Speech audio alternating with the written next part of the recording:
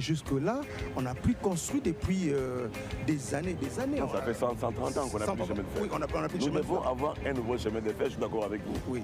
Donc il faut un plan. À partir de maintenant, si nous voulons dans 5 ans, 6 ans avoir un chemin de fer correct, il faut un plan. Je veux dire, de la part du vice-premier ministre du Transport, ils sont dans un programme avec des partenaires pour pouvoir commencer à tracer une nouvelle ligne de chemin de fer. D'ailleurs, qui va partir de Kinshasa jusqu'à Mwanda où nous sommes en train de construire les ports en eau profonde. Donc c'est déjà quelque chose qui bouge. Parce qu'avant on n'en parlait pas. En parler déjà, c'est déjà résoudre à 30% des problèmes. Beaucoup de problèmes avant votre arrivée à la tête de cette entreprise. Mais parlons, il y a eu quand même beaucoup de projets. J'ai envie d'ouvrir une parenthèse, on va très vite refermer. Hein. À un moment, on nous a parlé du projet Métrokin. C'est vrai que ça n'a rien à voir avec vous. Tout le monde a vu que c'était le métro allait arriver à Kinshasa. Mais après, l'ONATRA nous ramène le train urbain qui marche presque pas. Mais comment... Non, Métrokin a à voir avec nous. Nous sommes actionnaires de Métrokin. D'ailleurs, nous sommes la seule entité qui a apporté quelque chose de concret à Métrokin, l'infrastructure, la tracée. Ok? D'autre côté, mais alors pourquoi n'avoir pas pris cet investissement que vous investissez dans les trains aujourd'hui? Je vais terminer. Oui. Je vais terminer. Et l'autre partie de Métrokin, c'était... mais dans une ville où il y a 18 millions de personnes, comment vous pouvez penser ne pas avoir un chemin de fer? C'est le transport des masses qui résout les problèmes, non seulement d'alimentation en produits alimentaires, en d'autres produits de construction et consorts, et aussi la mobilité des personnes et des biens. Je vous rappelle aussi que le chemin de fer, c'est comme la route. Vous avez remarqué que la priorité chez nous est beaucoup plus sur la route que sur le chemin de fer. C'est la compétence de l'État congolais de construire les routes. Le chemin de fer en est une. Il faut que l'État congolais construise. Nous, nous sommes les exploitants. On nous appelle des concessionnaires. L'État construit et concède aux sociétés comme les nôtres pour gérer.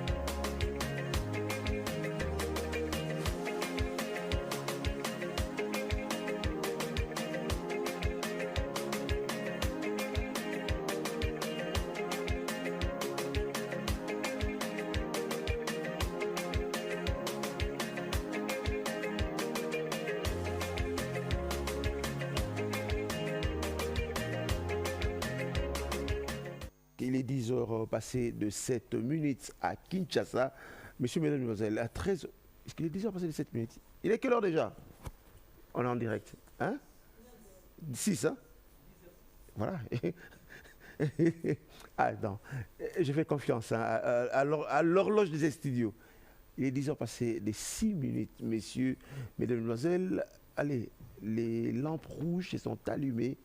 On est, c'est-à-dire nous sommes en direct depuis le studio B de la radio-télévision nationale congolaise pour les habitués de la RTNC. Très heureux de vous retrouver une fois de plus pour ces grands shows du week-end comme tous les samedis. Dans cette émission, nous parlons la vie de la nation, la République démocratique du Congo. Et ce matin, nous avons décidé une fois de plus de parler sport léopard. On a fini les éliminatoires mondiales.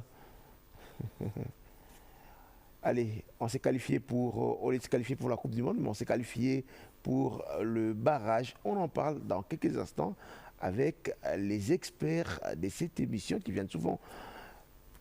Nous sommes en direct. Bonjour et bienvenue.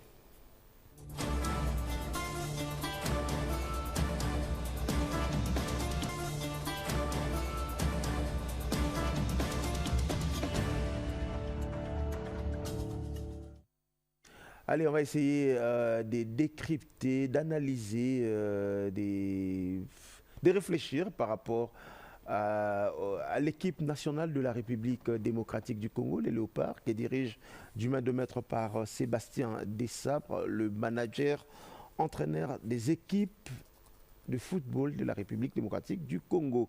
Ça sera dans quelques instants. La dernière émission a fait plus de 100 000 vues aujourd'hui sur les réseaux sociaux, quand je regarde, avec plus de 500 à 1000 commentaires. Vous avez été nombreux à réfléchir, à réagir, je voulais dire, positivement comme négativement. Allez, on s'est décidé aujourd'hui de revenir pour réfléchir une fois de plus. La République démocratique du Congo, nous aimons le foot. On va en parler de ça. Laissez-moi dire bonjour à Fidèle Mamouedi. Bonjour Fidèle, ça va? Ah, je me souviens, la défense est bien passée. C'était quoi encore le sujet? Ah non, pardon, je ne sais pas. Non, je ne vais pas retenir. J'ai tout le sac. Bonjour, ça va? Et puis, ancien Joël Piango. Bonjour Joël, ça va? Avec 2 caméras à côté de lui. Le décor, Chris et Séné. Quand je parle des Séné, je vois DJ Momboshi. Et puis, et Séné le footballeur. Allez, bonjour Chris. Émile Zola également. Non, je ne l'ai pas vu ce matin. On est samedi. Il était là, il est quelque part. Certainement, je vais le retrouver dans quelques instants. Et puis, Sagesse Doumbi, notre spécialiste de terrain. Ça va, Sagesse? Très bien, merci. Le son ce matin, Jérémy Mawassa et Gédéon Kola. J'ai accédé à Gédéon Kola. Bonjour Gédéon, ça va? Si vous nous entendez très bien chez vous, dites merci et faites un clin d'œil à Gédéon Kola. Ribas Kumbou est dans la salle des machines. La réalisation signée de main de maître par Discovery Pongo. Pongo qui veut tout simplement dire aigle. Il est au-dessus là-bas en train de nous regarder et de surveiller. C'est lui également qui a préparé cette émission au nom de tout le monde, mais également ils sont nombreux, ces techniciens qui veillent, qui travaillent 24 heures sur 24 pour que vous ayez ces images chez vous à la maison. Ils sont ici à la cité de la Voix du Peuple, mais également au niveau de Pigeon. Allez, merci et bonjour à vous. Au nom de tout le monde, je suis heureux de me retrouver partout où vous avez les signaux de la radio-télévision nationale congolaise. Et tout de suite, on va commencer notre émission. C'est parti. Il existe un pays où le football n'est pas qu'un sport. C'est une résistance, une fierté, un cri. La RDC a donné au monde des génies oubliés, des héros sans couronne, des hommes qui ont défié l'histoire. Aujourd'hui, on leur rend justice. Voici les 15 plus grands footballeurs congolais de tous les temps. Des terrains poussiéreux aux stades mythiques qui ont vu naître des prodiges. Ce pays a enfanté des artistes que le monde a à peine aperçus. Pourtant, c'est ici qu'un homme a inscrit 9 buts en une seule CAN. Un record qui tient depuis 50 ans. C'est ici que des léopards ont fait trembler Pelé lui-même. On y va, du numéro 15 au numéro 1 absolu. Accroche-toi, ça commence maintenant. Numéro 15, Eugène Kabongo-Ngoy. Un attaquant puissant, redoutable devant le but. Capitaine des Léopards à la CAN 1988 au Maroc, son moment signature, un doublé décisif contre le Congo-Brazzaville en 1985, victoire 5-2 à Brazzaville. 12 sélections, 10 buts, un ratio d'1 but par match. En club, son histoire est légendaire. RC Paris, Anderlecht, mais surtout l'Olympique lyonnais. Meilleur buteur de la division 2 française en 1986, avec 29 buts en 30 matchs. 3 ans plus tard, il devient le héros de Lyon. 32 buts en une saison. Champion de France de division 2 2 fois. Champion de Belgique avec Anderlecht. Sa carrière s'arrête brutalement à 31 ans, déclaré inapte physiquement. Mais Kabongo rebondit. Il devient ministre de la Jeunesse et des Sports de la RDC de 2000 à 2002. Un buteur devenu bâtisseur. Une légende à double titre. Numéro 14, Zola Matumona, surnommé Rome. 1,65 m de pure magie. Dribbleur exceptionnel, technique irréprochable, vivacité déconcertante. Son exploit, la CAN 2006 en Égypte. Il est élu homme du match 3 fois dans la même compétition, contre l'Angola, le Togo et l'Égypte, du jamais vu. Entre 43 et 50 sélections, 8 à 9 buts. À l'AS Vita Club, il devient une légende, plusieurs fois meilleur joueur du Congo. Puis, FC Bruxelles et Mons en Belgique. Mais Matumona, c'est aussi le talent gâché. En 2006, Marseille veut le recruter. Problème de double passeport, le transfert s'écroule. Birmingham City le teste en 2008, ébloui par ses performances. Le visa n'arrive jamais. Un génie dont la carrière a été sabotée par l'administration. Ce qu'il aurait pu devenir reste un mystère douloureux.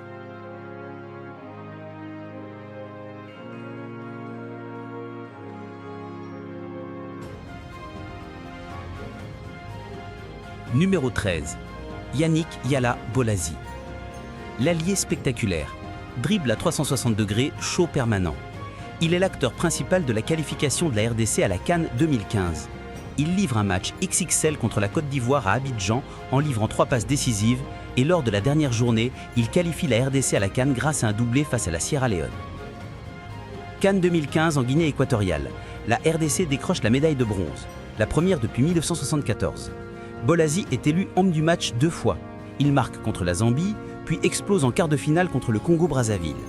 Les Léopards sont éliminés en demi-finale, mais Bolasie, lui, figure dans l'équipe type de la compétition. 50 sélections, 10 buts et plusieurs passes décisives.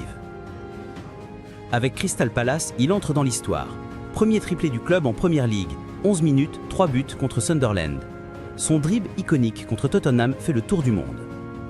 2016, Everton le recrute. 4 mois plus tard, grave blessure au genou, 12 mois d'absence. Il ne retrouvera jamais son niveau d'avant. Aujourd'hui, à 36 ans, il joue encore au Brésil.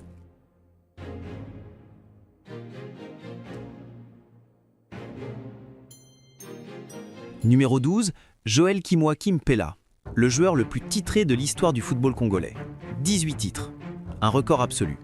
Médaille de bronze à la CAN 2015, il marque en quart de finale lors de la remontada contre le Congo-Brazzaville.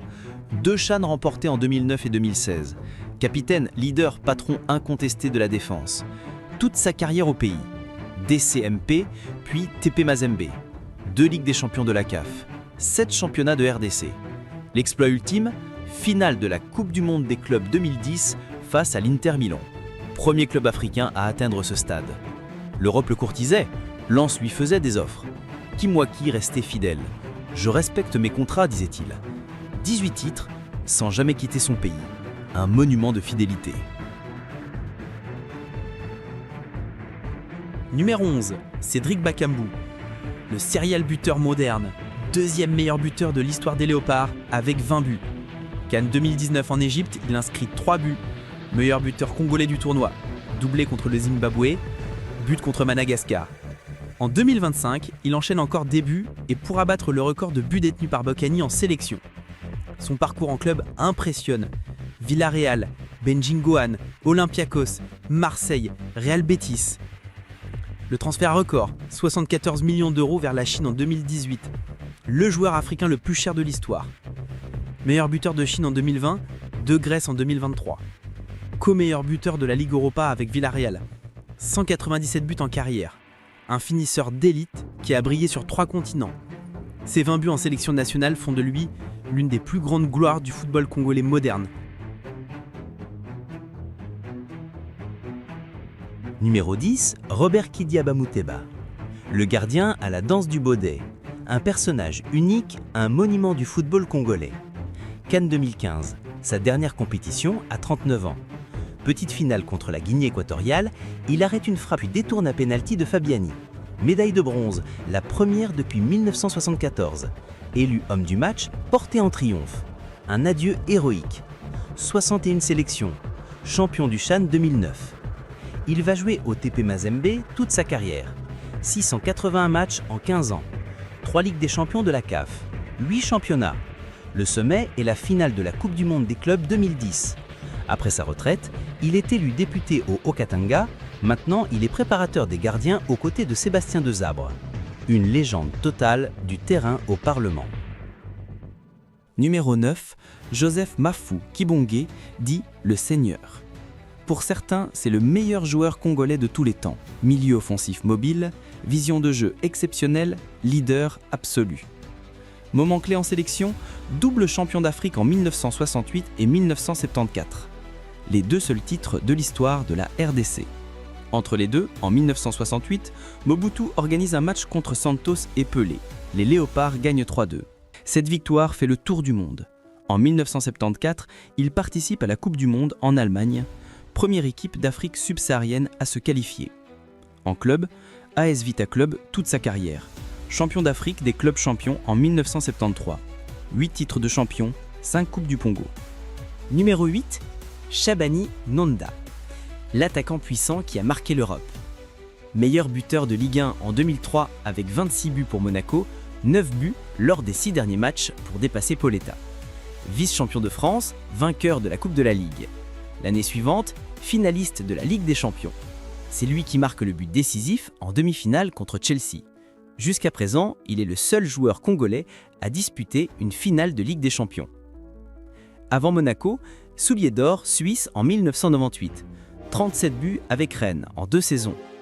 Mais août 2003, grave blessure au genou. Il perd explosivité et confiance. Entre 45 et 49 sélections, 14 buts. Carrière internationale frustrante. Jamais de Coupe du Monde. 193 buts en carrière. Un buteur qui aurait pu devenir immense sans cette blessure fatidique. Numéro 7, Dieu merci, Bocani, le roi des buteurs. Meilleur buteur de l'histoire avec 22 buts en 49 sélections. Record absolu. CAN 2015, quart de finale. Mené 2-0 contre le Congo-Brazzaville, Bocani inscrit un doublé décisif. Victoire 4-2. Médaille de bronze CAN 2015. 3 buts au tournoi. Au cours de sa carrière, Bocani a remporté de nombreux titres avec différents clubs. Mazembe, 1 titre. Anderlecht, 4 titres. Standard de Liège, 3 titres. Dynamo Kiev, 2 titres. Antwerp, 1 titre. Soulier d'or belge 2012. Cette même année, il décroche également le soulier d'ébène. À 34 ans, meilleur buteur du championnat de Belgique avec 18 buts. 118 buts en carrière. Retraite à 39 ans en 2023. Puissance, efficacité devant le but, longévité. Numéro 6, Chancel Mbemba Mangoulou, le capitaine recordman, le rock défensif qui marque les buts décisifs. Sans sélection, plus que quiconque dans l'histoire. À 20 ans, pilier de la défense lors de la CAN 2015, médaille de bronze. Parcours européen exceptionnel.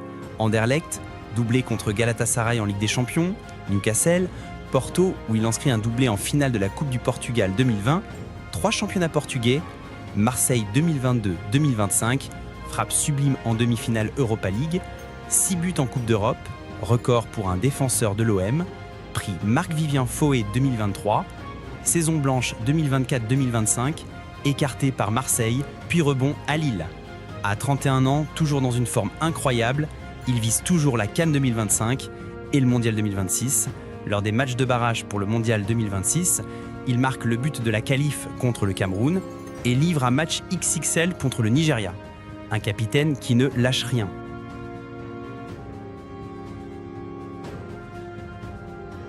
Numéro 5, Trésor Mputu Mabi, le diable. Le roi du football africain qui a choisi son continent. Record historique, meilleur buteur des compétitions interclubs CAF avec 41 buts. En 2007, 20 buts internationaux. Meilleur buteur mondial devant Ronaldo et Messi.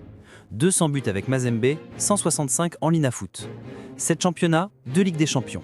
Champion du Champ 2009, meilleur joueur. La FIFA le sacre meilleur joueur africain local en 2009. 54 sélections, 14 buts. L'histoire qui le définit, Arsenal le veut en 2007. Wenger convaincu. Standard, Tottenham, Marseille suivent. Mputu dit non à tous. Je suis bien ici. Claude Leroy avoue, des ballons d'or africains n'avaient pas son talent. Un génie qui a choisi son peuple plutôt que la gloire européenne. Numéro 4, Pierre Kalala-Mukendi, Yaoundé, l'homme du premier miracle. 21 janvier 1968, finale CAN en Éthiopie. Congo contre Ghana. 66e minute, Kalala frappe, but. Victoire 1-0, premier titre continental de la RDC, 8 ans après l'indépendance. Ce but change tout. Le 21 janvier devient journée nationale du sport. En 1965, il avait inscrit les premiers buts de la RDC en CAN contre ce même Ghana. 90 sélections, plus de 500 buts en carrière. TP Anglebert, double champion d'Afrique des clubs. Quart de finale 1968 contre Africa Sports, mené 3-1 à l'aller, Kalala inscrit 4 buts au retour. Décédé en 2015 à Johannesburg dans l'oubli. Son jubilé n'a jamais eu lieu. Mais son but de 1968 reste éternel. Kalala contrôle, tire et c'est le but. But donc, très joli but de Kalala, inscrit. Numéro 3, Robert Kazadi Mwamba, le gardien prodige. Cannes 1968. Kazadi réalise l'impossible. Élu meilleur joueur du tournoi, un gardien, le premier et seul de l'histoire. 6 ans plus tard, nouveau sacre. Cannes 1974, double champion d'Afrique.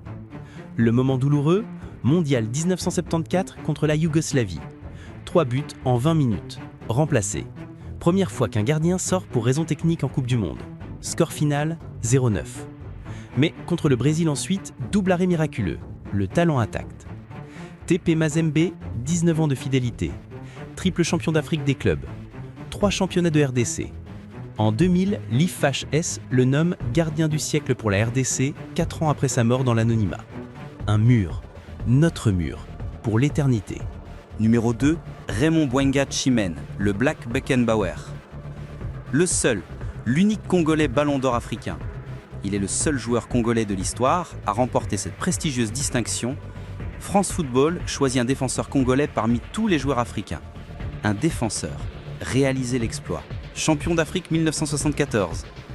Avec Lobilo Boba et Mukombo, il forme la meilleure défense africaine des années 70. En club, il évolue au TP Mazembe, 16 ans, 300 matchs, 3 sacres continentaux. Hambourg, Standard, Africa Sports le voulaient. Mais ils répondirent « Je suis prince au Zaïre, pourquoi partir ?» En 2000, joueur du siècle IFFH pour la RDC. Il vit aujourd'hui en France. Le Ballon d'Or brille toujours. Et maintenant, le numéro 1. Pierre Ndaye Moulamba Mutumbula. Le record, 9 buts en une seule CAN en 1974, Égypte. 9 buts. 50 ans après, personne n'a égalé. Ni Eto'o, ni Drogba, ni Salah. Personne. AS Vita Club. Première saison, 50 buts. Champion d'Afrique des clubs 1973. Il remporte 6 championnats et 7 Coupes du Congo. 1998, annoncé mort par erreur. Vivant, mais oublié. Alcoolique dans un township. 26 janvier 2019, il meurt à Johannesburg à 70 ans, dans la pauvreté. Cannes 2019, 1 minute de silence. 45 ans après son exploit, au même endroit. Le roi oublié, mais ses 9 buts restent éternels. Adélard Mayanga Makou, Goodyear. Emmanuel Kakoko ETP, dieu du ballon, premier Congolais en Bundesliga. Joseph Ilunga Mwepu, Yuda, le coup franc protestataire contre le Brésil 1974 que le monde n'oublie pas. Balam Bouta Biscotte, pied de Jésus, 87e minute contre l'Afrique du Sud 2004. Lomana Trésor Loualoua, ses dribbles et ses 7 saltos arrière restent légendaires.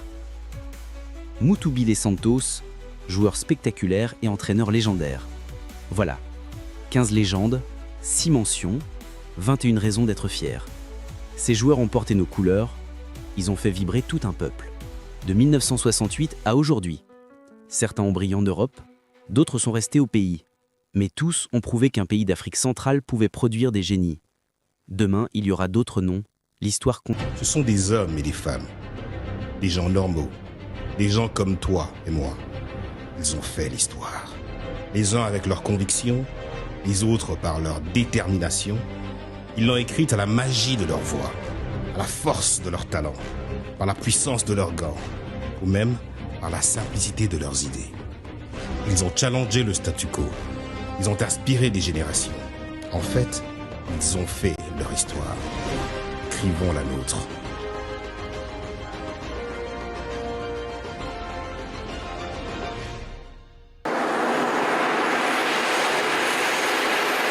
Pas de temps de repos pour la ministre du Genre, Famille et Enfants, Micheline Ombaé Kalama. Pour clôturer les 16 jours d'activisme contre les violences basées sur le genre, la patronne du genre congolais a mené d'intenses activités dans la ville d'Inongo, chef-lieu de la province du Mai-Ndombe. Reçu au pied de l'avion par les chefs coutumiers et d'autres autorités politico-administratives, Micheline Ombaye Kalama a communié avec la population à travers une marche improvisée qui l'a conduit jusqu'à la résidence officielle du gouverneur de province où elle a échangé brièvement avec le ministre provincial Justin Iolo, assumant la fonction de gouverneur ad interim.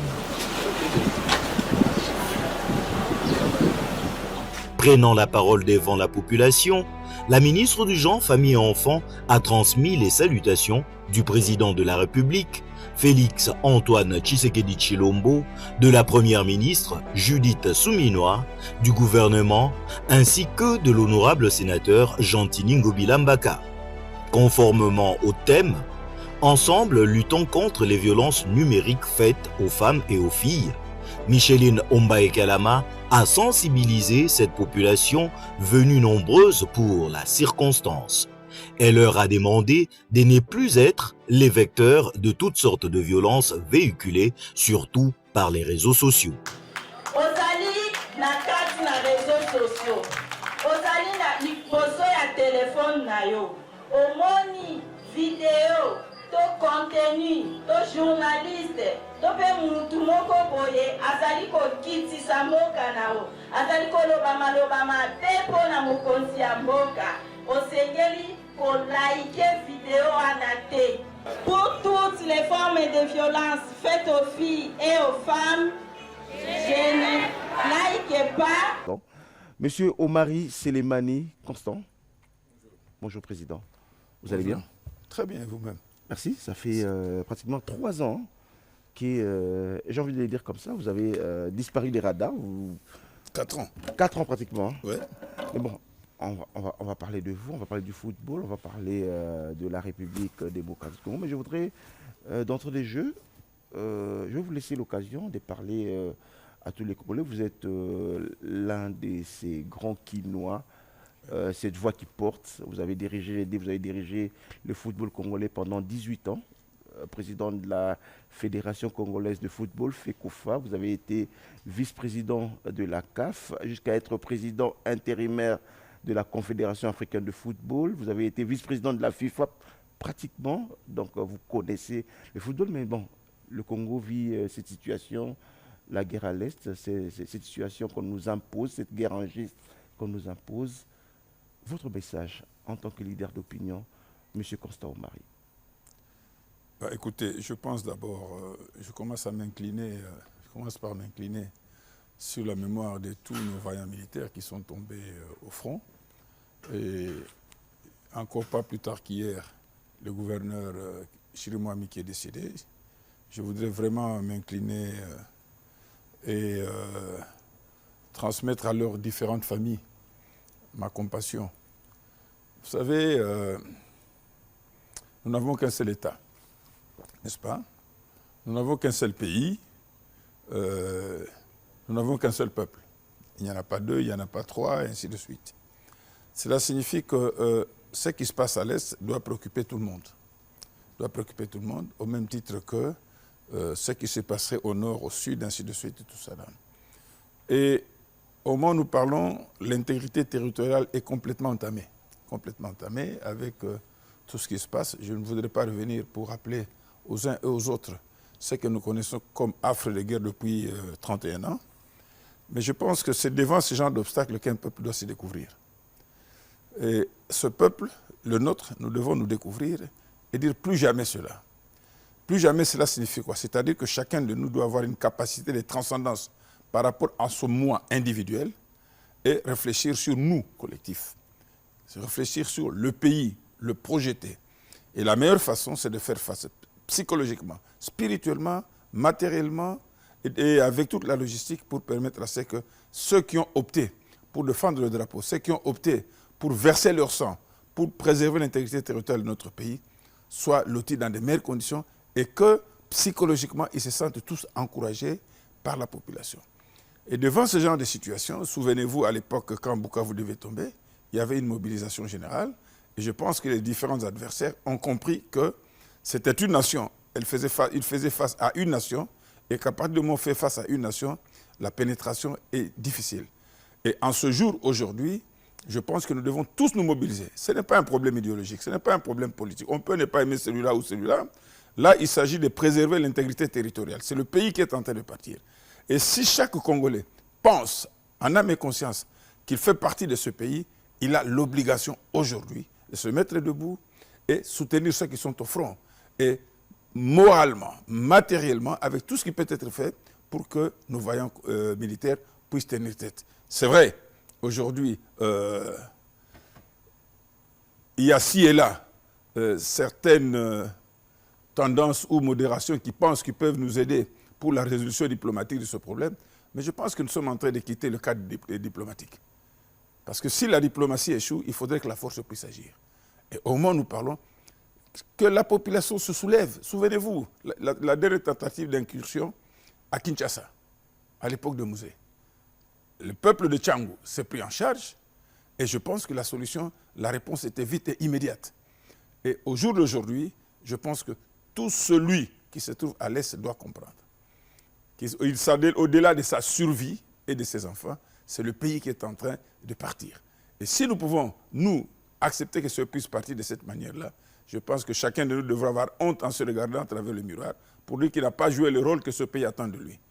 En définitive, je dirais que nous sommes tous derrière tous ceux qui se battent, le commandant suprême des forces armées, l'armée et les militaires, pour faire face à ce défi. Et que je suis convaincu que d'une manière ou d'une autre, nous finirons par vaincre parce que l'histoire a démontré qu'un peuple debout peut déplacer des montagnes. Merci, Président. Je vous demande de vous installer. On garde ces messages et j'espère que chacun de nous a compris et fera de ces messages siens. Alors, Président Constant Brache, au début de cette émission, ça fait pratiquement 4 ans que, permettez-moi l'expression, passez-moi l'expression, hein, vous avez pratiquement disparu de tous les radars. Pourquoi? C'était une attitude que j'avais adoptée. J'avais adopté une attitude d'observance et d'analyse aussi, avec un détachement sur tout ce qui se passait. Voilà. Alors, si vous parlez de vous, 36 ans, j'ai envie juste d'ouvrir une parenthèse, je vais très vite, parce que nous allons plus parler du football, mais j'ai envie quand même d'ouvrir une parenthèse pour parler de vous. Vous avez 36 ans à l'ONATRA, avec plus ou moins 27 ans comme directeur. Le département. Des départements, un parcours élogé. Je n'ai pas envie de parler des 18 ans à la FECOFOR, on en parlera, mais parlons d'abord de votre passage à l'ONATRA. Vous avez étudié au Japon, c'est faux. En Chine. En Chine. Et on vous appelle l'homme moderne, pourquoi? Je pense qu'il faudrait poser la question à celui qui m'a surnommé le moderne, notamment mon jeune frère que j'aime beaucoup, JB Piana, que je salue en passant, en lui réitérant toutes mes amitiés et en lui réitérant aussi mes condoléances parce que quand le petit Séguin est décédé, je n'étais pas à Kinshasa. J'étais à Atlanta, j'avais envoyé des messages, j'ai fait même déposer une gerbe de fleurs. Je pense que c'est à lui qu'il faut poser la question. Voilà. Alors, si vous parlez de la jeunesse aujourd'hui, c'est juste une parenthèse hein, par rapport à votre parcours. Cette jeunesse aujourd'hui, cette jeunesse congolaise aujourd'hui qui pense que la vie est facile, on peut se réveiller et devenir constant mari. J'ai envie de vous poser la question, qu'est-ce que vous avez fait pour devenir constant mari? En quelques mots. En quelques mots. L'éducation familiale, n'est-ce pas? L'éducation scolaire et académique, une vision de vie et une détermination. Quand vous dites vision de vie? C'est-à-dire que je m'étais projeté, je m'étais fait l'image que je devais devenir dans la vie en fonction de l'environnement qui prévalait dans notre pays, en fonction de mes ambitions, et je me suis projeté dans l'avenir, voilà. Et le reste, c'était la planification et puis la réalisation progressive de mes ambitions. Quand vous regardez la jeunesse aujourd'hui, le jeune d'aujourd'hui, quand vous le regardez, la façon de vivre, la manière de vivre, la manière de concevoir, de penser la vie, vous dites quoi? Je pense qu'il y a une rupture totale des fondamentaux de famille. Il y a une rupture totale des fondamentaux de famille. Ensuite, les paradigmes ont complètement changé. L'environnement social ne favorise pas aussi l'éducation de la jeunesse aujourd'hui. Et troisièmement, notre système éducatif a failli. Il a beaucoup baissé. Il a beaucoup baissé. Et c'est ce qui constitue aujourd'hui les éléments qui concourent à l'imbécilisation de la jeunesse. Parce que nous avons contribué aussi à l'imbécilisation de la jeunesse. Tous ces leaders politiques-là. Il ne faut qu'imbéciliser la population. Les mots est quand même fort. Hein? Mais oui, mais c'est toujours parce que le système de pensée de la jeunesse est complètement déréglé. N'est-ce pas? Les gens ne réfléchissent plus. Les gens réfléchissent en fonction des échéances immédiates. Aujourd'hui, il y a très peu de jeunes qui pensent qu'ils doivent étudier et être patients dans le temps pour réaliser certains objectifs. Il y a des jeunes aujourd'hui qui pensent que le pays ne leur dit rien, c'est le moi qui prime. C'est-à-dire qu'il ne peut pas se projeter, lui, dans le développement comme élément de développement du pays. Ce n'est pas ça son affaire. Lui se projette comme élément de développement personnel. Et troisièmement, c'est des jeunes aujourd'hui qui refusent de modèle. Et qui pensent qu'il peut y avoir des générations spontanées. Mais même quand on a des générations spontanées, il y a un environnement. C'est dans un environnement que les jeunes doivent évoluer. Mais aujourd'hui, les jeunes ne font plus cet effort. C'est la facilitation. Vous trouvez des jeunes. Écoutez, avec cette histoire de TikTok, observez ce que les jeunes enfants postent comme choses. Deuxièmement, le système éducatif aujourd'hui, qu'est-ce qui constitue, qu'est-ce qui est dans les différents programmes d'instruction de notre pays? Ça a beaucoup failli. Aujourd'hui, les références aujourd'hui, la méritocratie n'existe plus. Vous trouvez, allons même plus loin, tout le monde veut devenir docteur en thèse. Vous posez des questions. Tout le monde. Si je dis ici, si vous lisez les publications, c'est chaque semaine qu'il y a des défenses de thèse, tout le monde veut être... Et quand vous voyez les mêmes personnes dotées de ces doctorats, dans leur comportement, même quand ils occupent des fonctions qui n'ont rien à voir avec l'éthique et l'intelligence qu'ils sont censés incarner. Et donc, je dis qu'il faut reformater le Congolais. La jeunesse doit être reformatée. Vous avez suivi, je ne peux pas le dire ici, tout ce qui se passe dans les réseaux sociaux, les arrestations par-ci par-là des jeunes qui pensent que la vie est facile. Vous avez des jeunes aujourd'hui, j'en ai rencontré, allez dans les banques aujourd'hui. Tous ces jeunes qui terminent dans les instituts supérieurs, les universités, qui sont des financiers, des économistes. Mais allez voir ce que ces jeunes font dans des banques. Ce sont des petits Maldof. Et vous vous posez des questions. Comment justifiez-vous que des jeunes sortis à peine des universités peuvent se permettre ce genre de comportement dans des banques? Ça signifie que les jeunes ont perdu des repères. Ils pensent que la vie est facile. Chancelo Kopamba. C'est vrai. Justement, je suis intéressé par ce que vous êtes en train de dire, même si ce n'est pas le thème de l'émission, mais justement parce que vous parlez, il y a un mot qui me fascine, une phrase qui me fascine dans ce que vous êtes en train de dire, c'est repère de modèles. Les références, il n'y en a plus. Mais vous qui êtes censé être des références, vous qui êtes censé être des modèles, vous restez trop silencieux.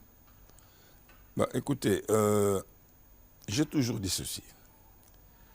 Chaque jeune, nous, quand on grandissait, nous avions des aînés qui nous faisaient rêver. Vous comprenez?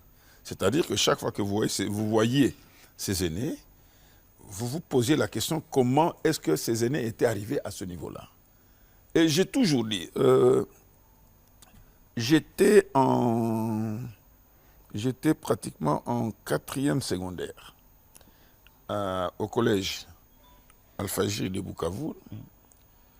Et il y a un aîné qui est venu un ancien du collège, qui est venu pour animer une conférence au collège. Il était alors ministre de l'Agriculture. À l'époque. À son nom, Tepatondele. Et nous étions conviés à assister à sa conférence. Je l'ai religieusement suivi. Il avait un diplôme d'économétrie, tout ça là, tout. Et je l'ai suivi. Religieusement. Et à la fin des comptes, je me suis dit que je devais devenir comme ce monsieur-là. Je me suis organisé pour le voir à l'hôtel là où il était. Il m'a reçu parce qu'entre-temps, il connaissait aussi ma famille, tout. Nous avions discuté et je suis sorti de sa suite d'hôtel avec la conviction que je devais, moi, devenir comme ces messieurs-là. Vous comprenez? Et donc, je me suis organisé dans ma vie scolaire, académique, avec un objectif, parce que je devais être comme ces messieurs-là. Aujourd'hui, c'est vrai, les gens nous voient passer, on parle de Constant Omari, l'homme moderne, tout cela, mais personne ne cherche à savoir comment est-il arrivé là où il est. Est-ce qu'il faudrait enjamber les étapes ou pas? Parce que quand je dis aux gens que moi j'ai passé 4 années et demie dans les chantiers à Loufuto, beaucoup de gens ne me croient pas. Sous le soleil, hein, où tu dois te réveiller à 4 h du matin avec des trains, les collaborateurs, tout ça, les travailleurs. Vous allez dans le chantier des renouvellements de la voie ferrée, vous êtes sous le soleil, un soleil ardent, vous êtes sur le chantier là-bas, et vous ne revenez que le soir, vous n'avez que le temps d'arriver, de vous rafraîchir. Là, nous sommes en quelle année à peu près? Eh bien, nous sommes autour des années 88-89. Vous n'avez que le temps de vous rafraîchir, préparer parce que j'étais seul. Pas de domestique, je prépare rapidement, je dois manger, je dors parce qu'à 4 h du matin, il faut que je sois prêt. Et en tant que responsable, tu dois arriver le premier à la gare. Et que quand tous les agents qui doivent aller au chantier arrivent à la gare, ils trouvent déjà que vous êtes là. Et donc, j'ai fait ça pendant 4 années et demie. Les amis fêtaient à Kinshasa, je n'avais que le temps de venir le week-end parfois à Kinshasa, assister à un concert de Zaïko, et dimanche repartir. Et donc, on a eu le temps de souffrir sur le terrain. Mais beaucoup de gens ne comprennent pas ça. Ils pensent qu'on se réveille le matin, taf, il y a un effet qui arrive, tout, et vous avez des moyens, ainsi de suite, tout. Alors que ce n'est pas ça. Ensuite, il y a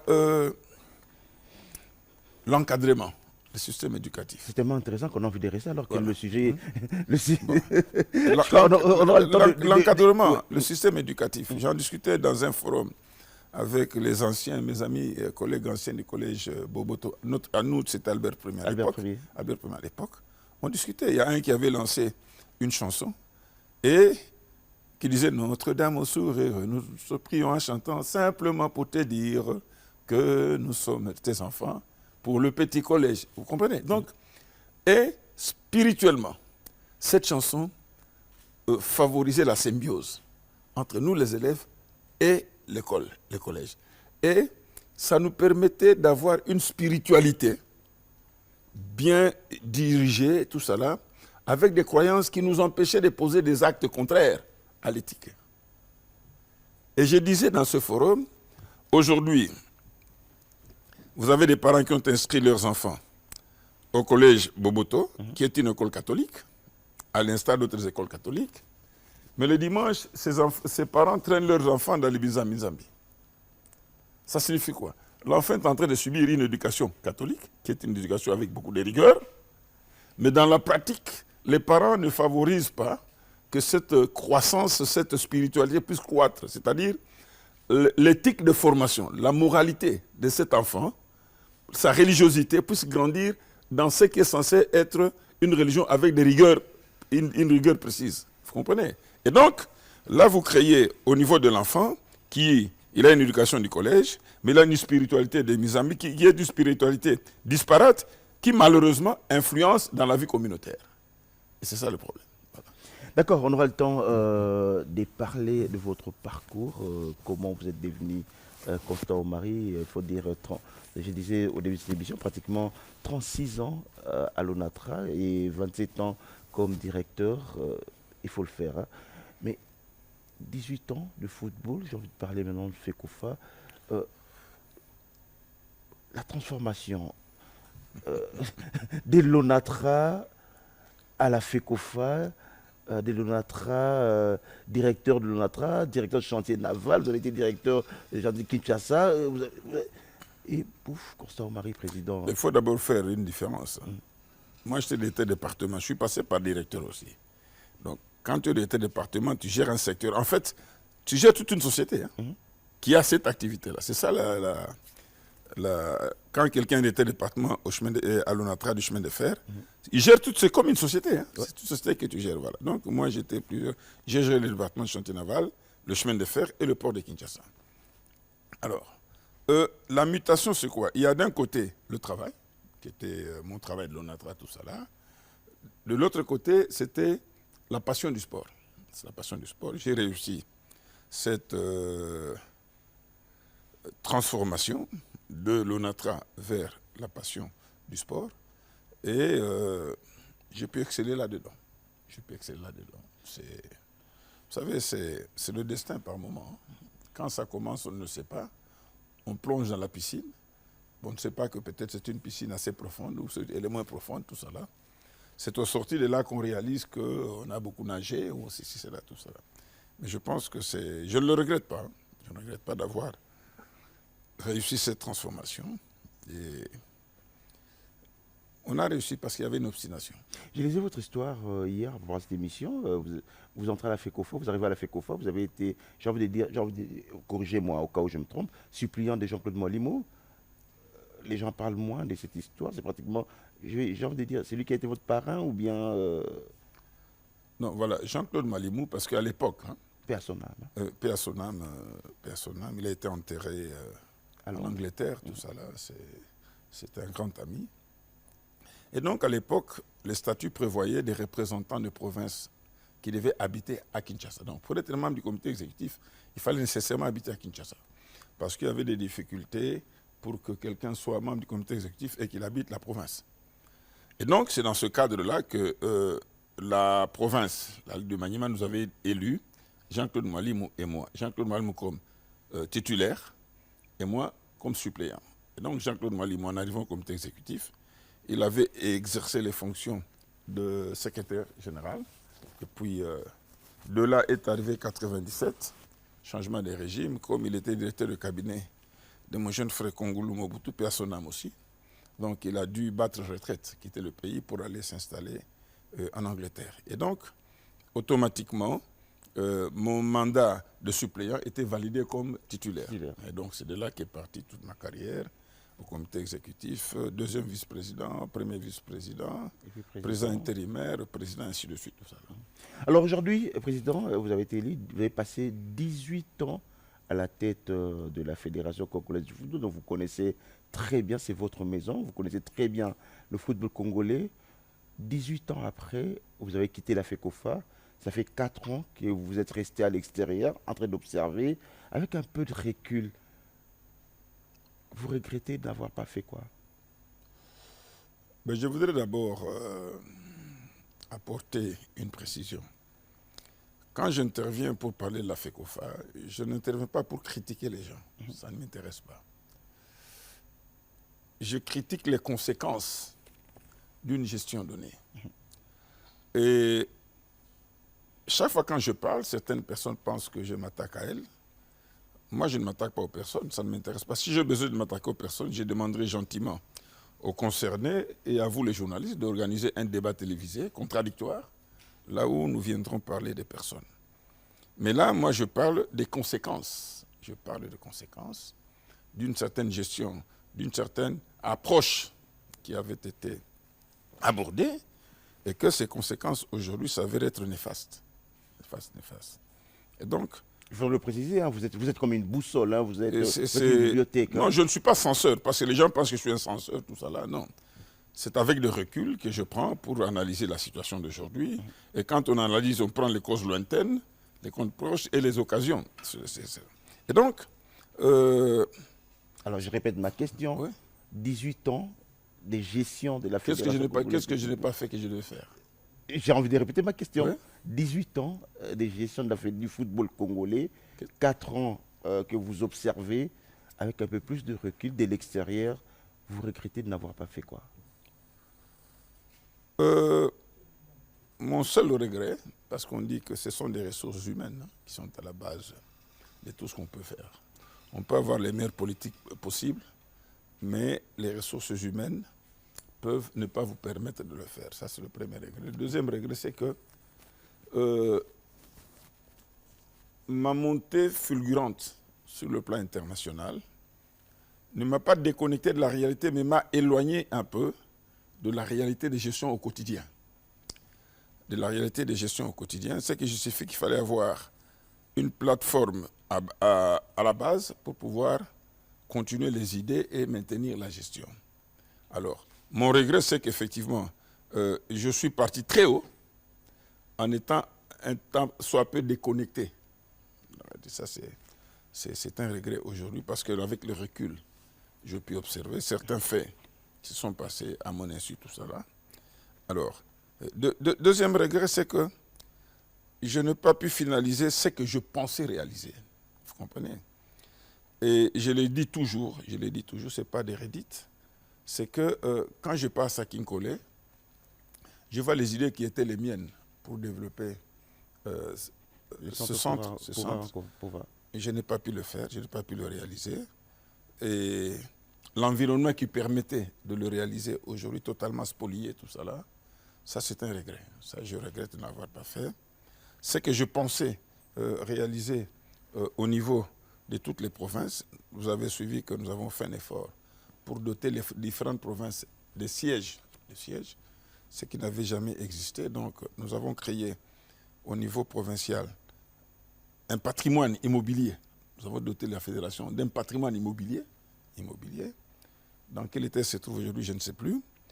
Ça, je pensais vraiment le développer. À l'instar aujourd'hui, quand vous allez à Goma et que vous voyez la Ligue de Goma, comme elle est logée, tout ça là, elle est très très bien logée. Donc c'est une expérience que je pensais étendre à travers tout ça là.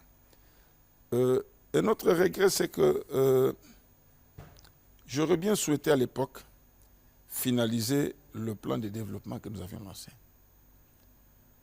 Notamment le programme de licence des joueurs, ainsi de suite, qui devait avoir comme quintessence la formation des clubs organisés et à partir de cette organisation, on pouvait progressivement muter de l'amateurisme vers le semi-professionnalisme et enfin vers le professionnalisme.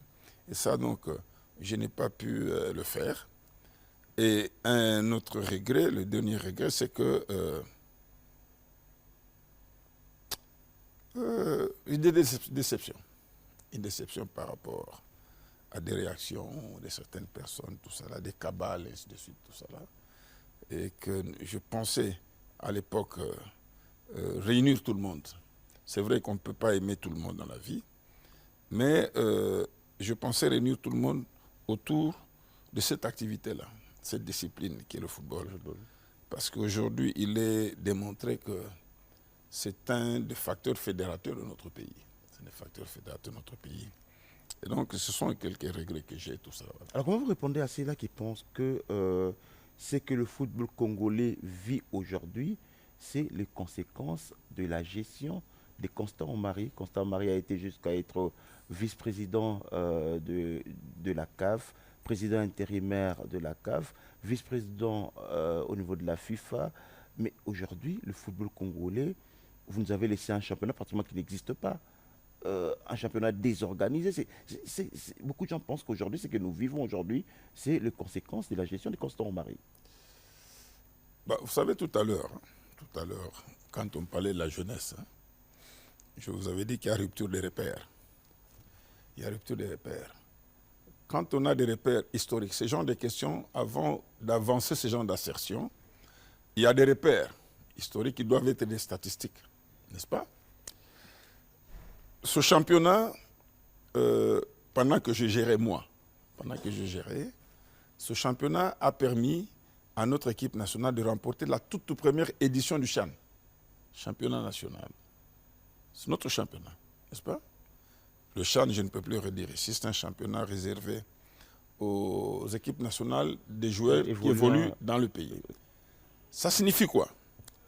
C'était une quintessence, un très bon championnat, projeté au niveau africain, champion d'Afrique, n'est-ce pas? C'est ce championnat, souvenez-vous encore, en 2016, si j'ai bonne mémoire, à Kigali, que nous avions encore remporté pour la deuxième fois. Donc, en 6 ou 7 éditions, nous avons remporté 2 CHAN. Ça signifie que nous avions l'un des meilleurs championnats au monde, plutôt en Afrique. D'ailleurs, on parlait des top 5, donc dans les 5 meilleurs championnats africains, nous étions là-dedans. Et vous oubliez une chose, c'est que c'est ce championnat-là qui a fait que 2015, Mazembe a été jusqu'au sommet, jusqu'à jouer la finale de la Coupe du Monde de club. Pour la première fois, une équipe du sud, une équipe africaine, arrivée à ce niveau-là, n'est-ce pas? Et tous nos clubs arrivés à... 20 clubs n'ont pas joué une finale, une demi-finale même. Nos clubs arrivaient, soit on joue la finale, soit la demi-finale, ou le quart de finale. N'est-ce pas? Ce qui traduisait l'émanation de la vitalité et du niveau de ce championnat-là. C'est ça la réalité. Alors, quand quelqu'un veut avancer d'une manière hasardeuse, dire c'est la conséquence, c'est que bon, je lui pardonne son ignorance. Parce que la rationalité veut qu'on puisse comparer deux quantités comparables, qu'on puisse partir des statistiques bien déterminées pour dire voilà, ce que nous avions fait, c'est que nous ne faisons plus. N'est-ce pas? Alors, et vous oubliez qu'en 2015, nous avons eu la médaille de bronze, n'est-ce pas? En Guinée équatoriale. Nous avons eu la médaille de bronze. Nous étions 3e. Et donc, nous avions un championnat. Nous avons un championnat avec club. A joué des demi-finales. Mazembe est allé. Maniema Union, qui connaissait Maniema Union? Personne ne connaissait Maniema Union. Aujourd'hui. Et donc, j'ai répondu pour recadrer un peu. Ces messieurs, je ne leur dénie pas leur ignorance. Parce que quand on est ignorant, on n'a pas une démarche rationnelle pour comparer. Je ne leur dénie pas leur ignorance, mais je pense qu'il faudrait regarder la réalité de face. De face. Je suis parti en 2021, juin 2021, ça fait 4 ans. Et 4 ans, il y a des amis qui sont restés pour GESCO pendant une année. Ensuite, il y a eu une normalisation, tout ça là. Alors, je trouve mal approprié. C'est comme on dit toujours, un mauvais diagnostic amène à une mauvaise thérapeutique. Et donc, si on pense que c'est passé au mal, non, non. Moi, j'ai transformé. En fait, j'ai fait au mieux ce que notre aîné, P.A. Sonam, Kiba Samuel, avait tenté, le championnat national direct. Il avait tenté, ça n'a pas pris et ça n'a pas marché. Nous avons eu le courage, parce que c'était une pilule amère à faire avaler aux gens. Nous avons eu le courage de pouvoir nous lancer dans la Ligue nationale. C'est ça, c'est cette Ligue nationale qui nous a amené à tous les résultats que je venais d'énumérer ici. Alors, comme expert qui connaissait très bien le football congolais, j'ai envie de vous poser cette question maintenant. Qu'est-ce qui fait que notre championnat ne marche pas? Qu'est-ce qui fait que notre championnat n'existe pas? Bah, écoutez, je l'ai dit tout à l'heure dès le début, hein, je ne voudrais pas commencer à parler des personnes et tout ça là, tout.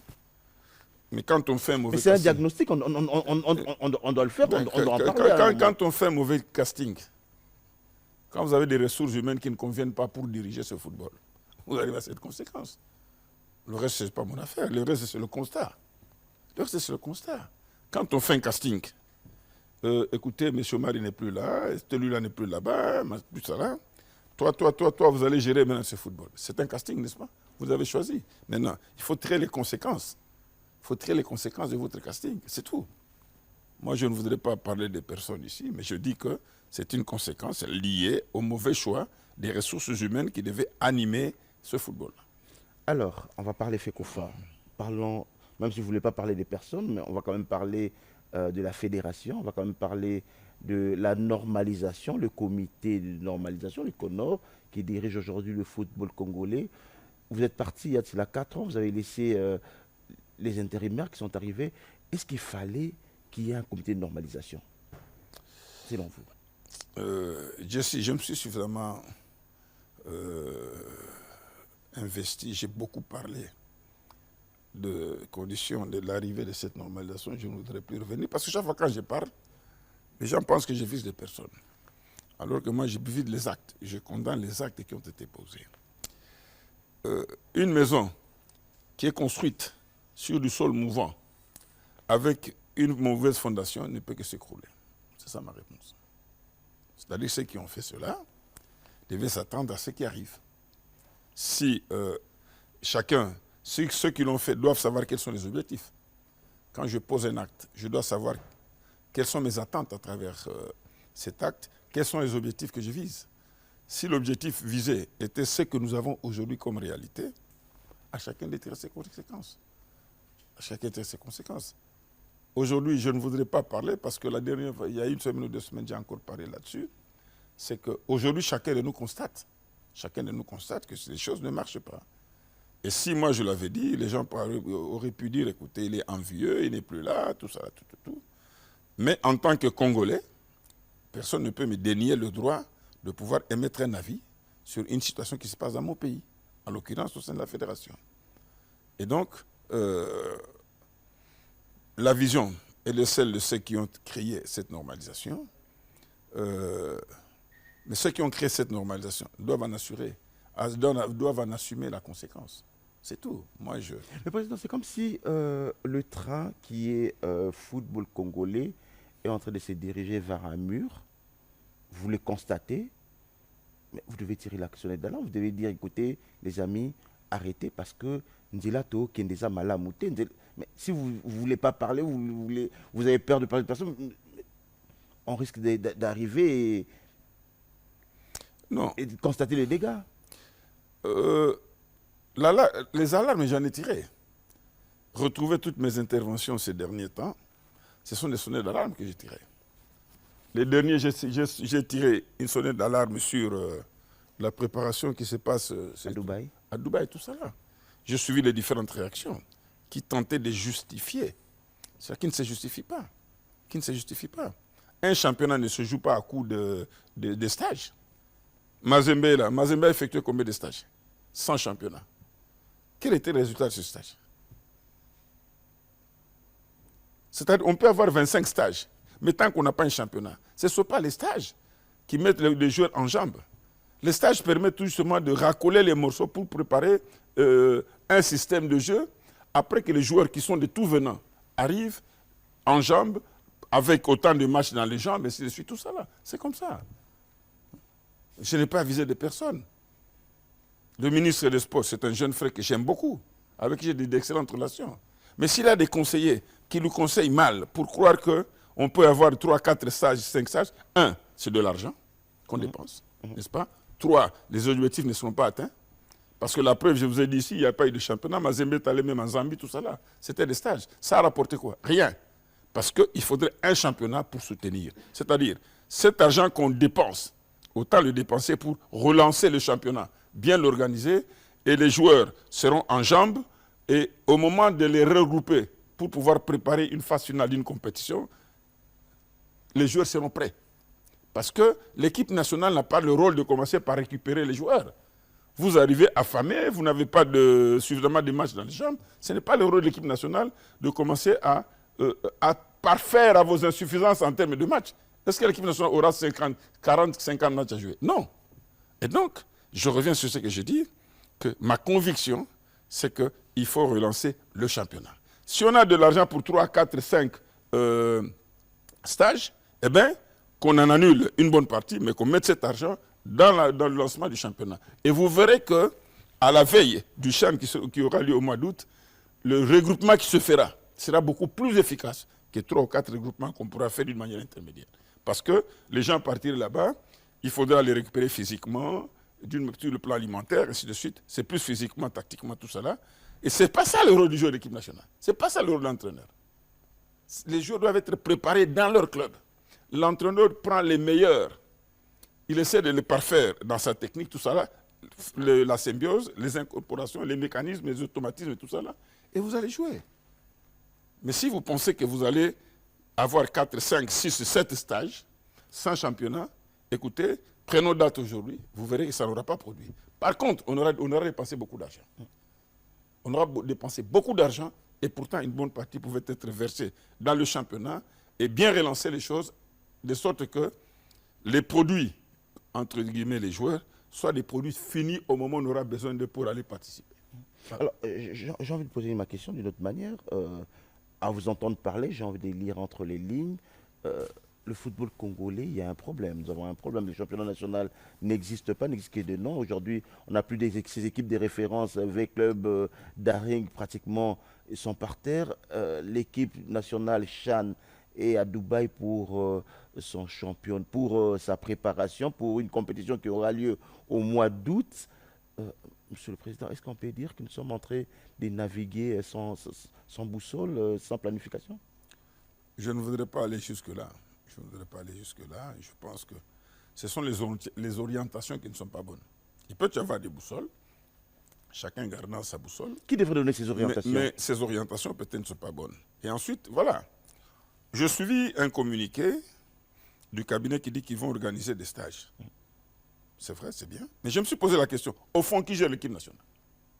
C'est ça la grande question, j'allais arriver là. Au fond, qui gère l'équipe nationale? Qui devrait gérer l'équipe nationale, monsieur le Président? La planification des stages, elle est faite par le cabinet ministériel ou bien par la fédération, qui la soumet au ministère, qui a le rôle de réunir les moyens pour en faciliter. Monsieur Omari, arrêtons là un moment. C'est ça ma question. Vous avez été président de la Fédération congolaise de football. Qui doit gérer l'équipe nationale? L'équipe nationale est gérée par la fédération, avec des apports financiers du gouvernement. C'est comme ça. Moi, j'ai géré l'équipe nationale. À mon époque, aucun ministre n'a géré l'équipe nationale. Parce que je me suis interposé et rappelé que la discipline, la fédération, toute fédération sportive a une délégation de pouvoir dans un pays pour organiser cette activité-là. Les restes, ce sont des apports. Maintenant, en Afrique, il se pose un problème. C'est que l'État ne finance pas, que beaucoup de fédérations n'ont pas de moyens. Elles sont pauvres. Et ce sont les gouvernements, à travers les ministères des Sports, qui financent. Mais la gestion, par exemple, la gestion technique, c'est la fédération. C'est la fédération qui désigne un entraîneur. C'est la fédération qui propose le contrat de l'entraîneur. L'entraîneur répond à la fédération. Il ne répond pas au ministère. Il répond à la fédération. La préparation des stages, tout ça, les programmations sont faites à partir de la fédération. Les prévisions budgétaires liées à des compétitions sont des prévisions budgétaires qui partent de la fédération. C'est la fédération qui les prépare et qui les envoie au ministère. Le ministère vérifie la régularité de certaines dépenses, et de suite, tout ça là, engage, vous comprenez? Alors, moi, je me suis juste posé cette question. Au fond, j'ai suivi des communiqués du ministère.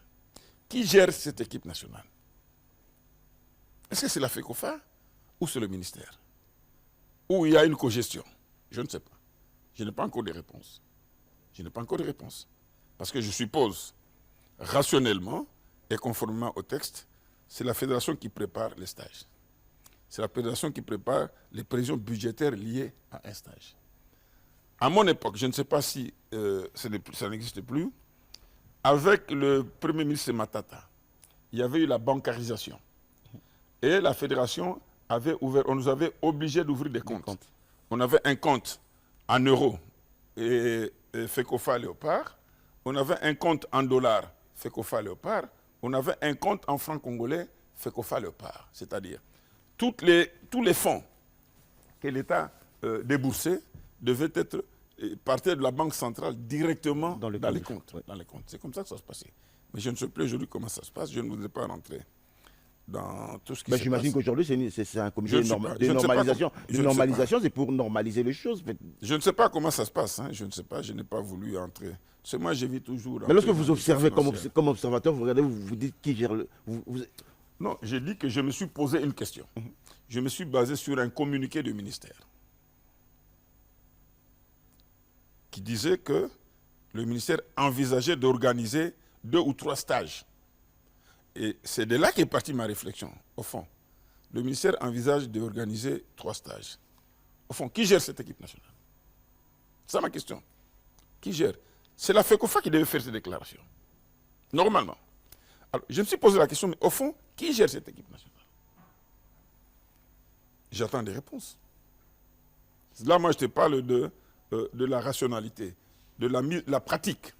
La pratique veut que ça soit une fédération qui gère son équipe nationale et dans l'entente, le fonctionnement entre la fédération et le gouvernement, c'est la fédération qui introduit tous ces desiderata, les différentes planifications, les programmations, qui introduit ces programmations au niveau du gouvernement. Mais vous êtes en train de tirer le sonnet d'alarme, on comprend, on essaie de lire entre les lignes, mais certaines personnes diront qu'aujourd'hui, le football congolais va très bien.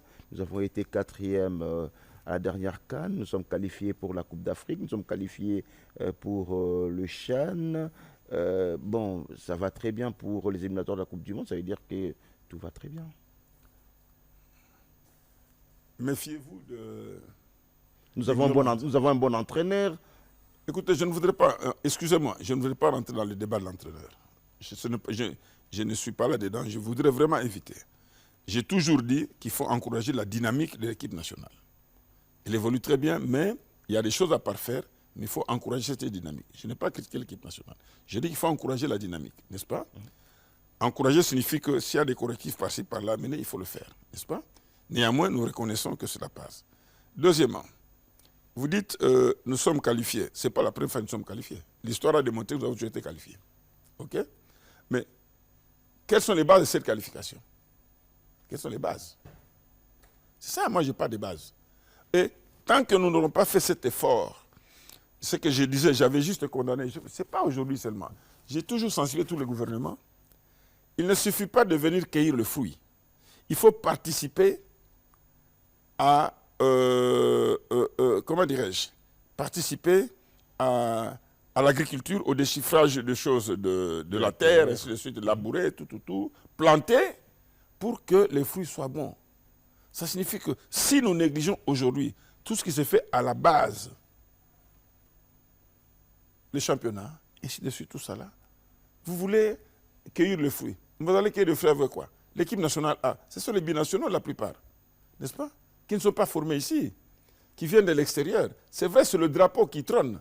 Mais ce drapeau trône a quelle incidence sur le développement du football national? Il n'y en a pas. OK? Le CHAN.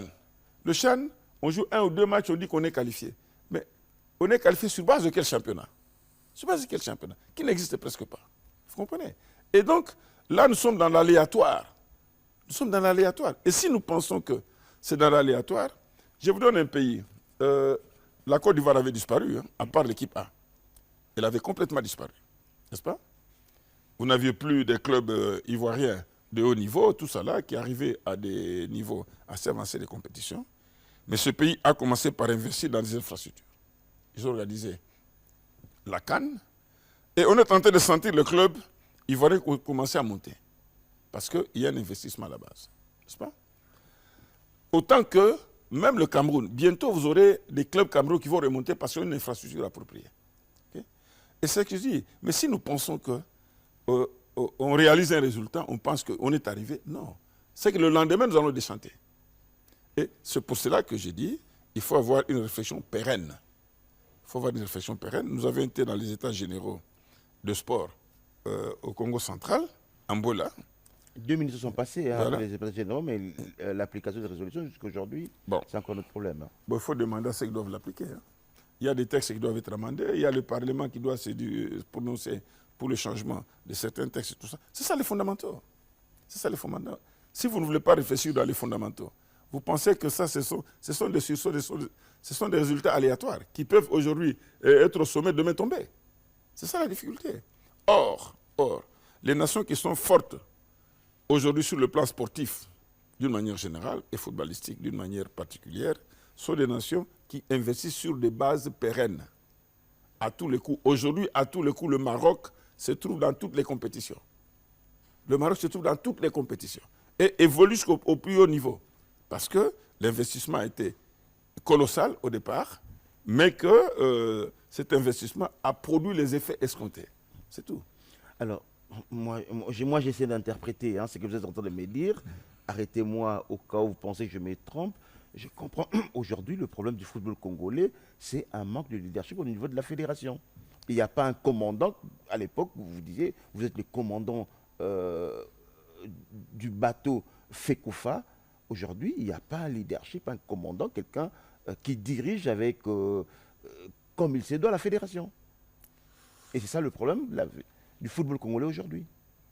Vous l'avez dit, je ne voudrais plus le répéter. Vous venez de le dire. Et je l'avais dit d'ailleurs dans plusieurs des émissions précédentes. Quand je parle de casting, c'est un général. Parce que vous parlez de casting, ok, je l'ai dit. Quand je parle de casting, c'est-à-dire que le choix qui avait été fait n'a pas été le bon. Le choix sur les ressources humaines. Ces ressources humaines devaient commenter. Observez, ces ressources humaines ont passé 3 ans dans des gestions de petits conflits. On ne veut pas de tel, on veut de lui-là. On ne veut pas celui-là, on fait celui-là, et celui-là doit partir, ainsi de suite. Est-ce que l'autre n'a pas volé? On a passé le temps dans les futilités que dans l'essentiel. C'est tout. On a passé le temps dans les futilités que dans l'essentiel. Et c'est comme ça qu'on a tourné en rond. Aujourd'hui, ça fait 3 ans, ainsi de suite, tout ça là. Il n'y a pas quelque chose de consistant qui est sorti de là. C'est ce que vous justifiez aujourd'hui quand vous vous plaignez sur le niveau du football, tout ça là. Parce qu'on a passé le temps sur des montages de coups. Il faut monter des coups à celui-là. Il ne faut pas faire ceci, cela. Je te donne un bête exemple.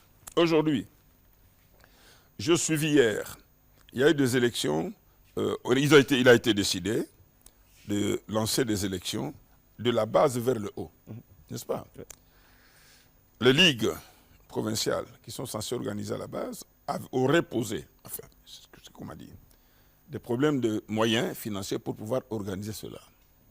Mais rien n'a été fait. Mais j'ai appris que ces ligues se sont démerdées un temps soit peu et ont organisé des élections. Cercle, entente et tout ça là. Ça signifie quoi?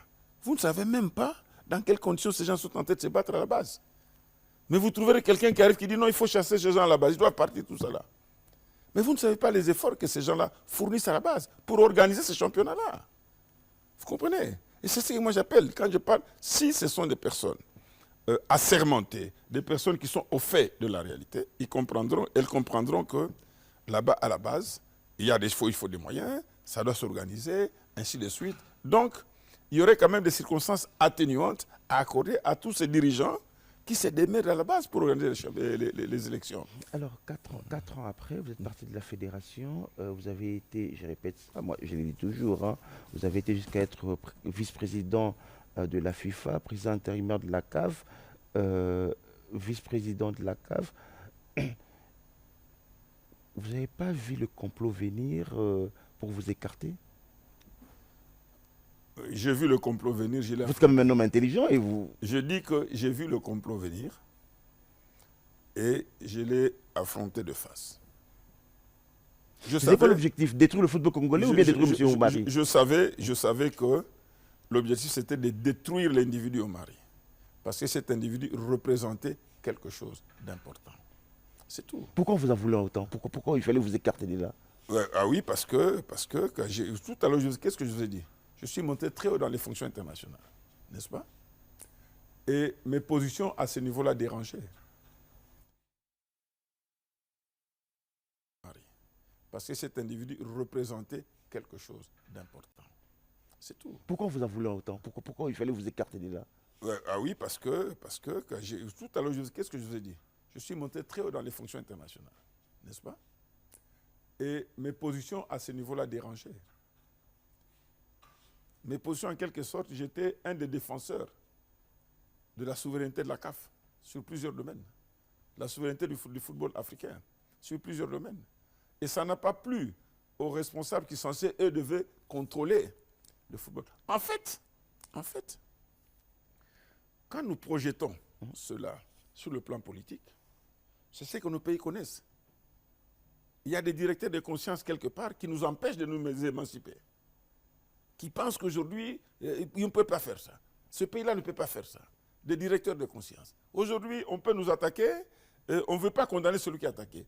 Mais si nous aurons quelque chose, on va nous condamner. C'est un peu tout ça là. Et donc, ce qui se passe en politique, ce n'est pas aussi dans le football, parce que le football, c'est la politique aussi. Il y a des gens qui pensent que le football africain doit être gardé en otage, pris en otage. Parce que le continent africain, c'est 54 voix. Sur 211 associations nationales, l'Europe, c'est 55, suivi de l'Afrique, 54 voix. Donc, si vous avez les deux, vous avez déjà 99 voix sur 211, n'est-ce pas? Et donc, c'est la chasse gardée. Il faudrait qu'elle soit la chasse gardée de quelqu'un, d'une tendance de personnes. Et c'est tout. Et j'ai dérangé, c'est vrai, je reconnais que j'ai dérangé, parce qu'avec moi, je suis malheureusement difficilement malléable. Et bon, comme on dit, quand on avance, on trouve un obstacle, il faut l'écarter. C'est tout ce qui a été fait. Donc j'ai vu le complot venir. Je savais, je connais les acteurs extérieurs, je connais les acteurs internes. Mais, comme j'ai dit, j'ai pris mon temps, un recul, que chacun constate effectivement que voici les objectifs qui étaient visés par ces coups-là. C'était ça. Maintenant, je pense que la situation devait un peu plus claire comme de l'eau d'une source. Il nous reste 10 minutes, on va terminer cette émission, mais j'ai envie de poser cette question. C'est lui qui a initié, qui a favorisé la mise en place du CONOR, du comité de normalisation en RDC. Un compatriote, Véron Mossego, même si vous n'aimez pas parler des individus, mais c'est quand même, c'est entre Congolais. C'est une erreur de voir ça entre Congolais. Il faut voir ça comme la CAF. Lui, il n'est que secrétaire général de la CAF. Oui, il devait protéger son pays. Non, il ne faut pas partir avec cette approche qui devait protéger son pays par rapport à quoi? Protéger ce pays par rapport à quoi? Quand vous devenez... Mais la mise en place du colon, il n'y avait pas de conflit. Il y avait écoutez, pas... Si et seulement si la personne que vous citez avait pour objectif de protéger son pays, protéger par rapport à quoi? Et les résultats d'aujourd'hui montrent que cette protection aura servi à quoi? C'est tout. Si les résultats d'aujourd'hui étaient de loin meilleurs, vous direz, voilà, il a protégé le pays par rapport à ça. Mais justement, le résultat n'est pas meilleur. Voilà. Maintenant, donc c'est pour vous dire que je ne sais pas. J'ai toujours dit, je me suis interdit de parler des personnes maintenant, parce que chaque fois quand je parle, on pense que je m'attaque à des personnes. Moi, je m'attaque au fait. Est-ce qu'il fallait qu'il y ait cette normalisation? Je l'ai déjà dit, non. Est-ce qu'il fallait ce casting-là? Non. Est-ce qu'il fallait chasser tous ces jeunes qui étaient préparés pour prendre la relève de ce football? J'ai dit non. Est-ce qu'il fallait, comment dirais-je, blacklister? Est-ce qu'il fallait blacklister certaines personnes qui n'avaient pas la gestion de la fédération, mais au simple fait que, parce que ces personnes avaient travaillé avec M. Omari, j'ai dit non. J'ai dit non. M. Omari n'a jamais engagé son propre frère. Vous ne verrez personne du Maniema que j'ai engagé à la FECOFA, ou de ma tribu, ou de ma famille. Personne. N'est-ce pas? Vous ne verrez personne. Ça signifie que ce sont des personnes que j'ai trouvées à la fédération, avec lesquelles j'ai travaillé. Je les ai amenées à comprendre ma façon de travailler, et nous avons travaillé. C'est tout. Et donc, quand on passe le temps, c'est pour ça que je dis que la personne, entre guillemets, vous dites entre Congolais, qui l'a fait, a ses motivations. L'a-t-il fait avec la bénédiction de qui? Je ne sais pas. A-t-on atteint les objectifs voulus? Je ne sais pas. C'est ça la question. Alors, Monsieur le Président, on va terminer ce dossier FECOFA. Il y aura des élections. Certainement, un jour, il y aura des élections à cette fédération. Selon vous, qui peut diriger votre fédération après vous? Vous êtes prêt à revenir? Vous êtes la énième personne. Je rigole chaque fois quand on me pose cette question. Retenez ceci, Jesse. Si M. Omar décide de revenir, je le dirai ouvertement à travers un point de presse. Je ne le ferai pas en cachette. Parce que je n'ai jamais évolué en cachette. J'ai toujours évolué sur la surface et pas en dessous de sur la table et non en dessous de la table. Et donc, si je me décide, en âme et conscience, de revenir, je l'annoncerai officiellement.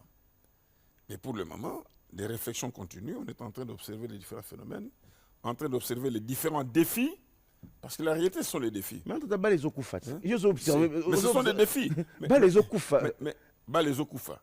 Il faut commencer à réfléchir. Quelles sont ces solutions qu'on apporte? Et pourquoi ça? Pourquoi ça? Parce que si tu dois venir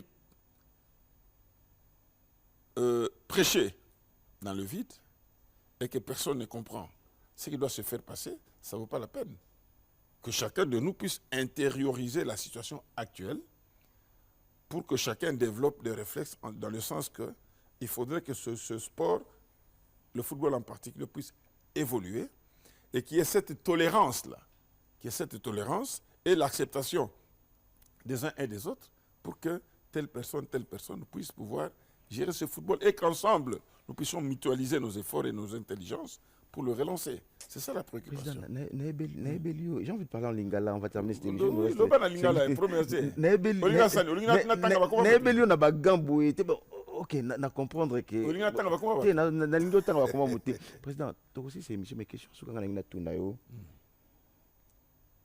Micha sikoyo na poso ya expert. Moto ebi balé ya Congo malamu balé zokufa tozolo bango fédération on dirait nde bakino ba on dirait okenda na fédération yo kenda fédération pe landa yo kenda na fédération. Bon, c'est que toza na chance ya kozala na président de la République mo oyalingaka balé makasi. Il adore le foot. Il connaît le football, il connaît l'équipe nationale, il aime l'équipe nationale, il adopte cette équipe. À Salangon, cette équipe, il connaît tous les joueurs, il connaît l'évolution des joueurs. Nyonso, il peut y billet parce que c'est un Quinois, il a vu le. Ce que nous avons là-dessus, la possibilité de conseil, il faut opérer sa conseil au Loba. Au Kolobani. N'a pas sa conseil dans l'année. Dans mon compte, par exemple, par rapport au football. Je vais te dire, n'a pas sur le Camoro. Je ne sais pas, mon conseil peut se rappeler.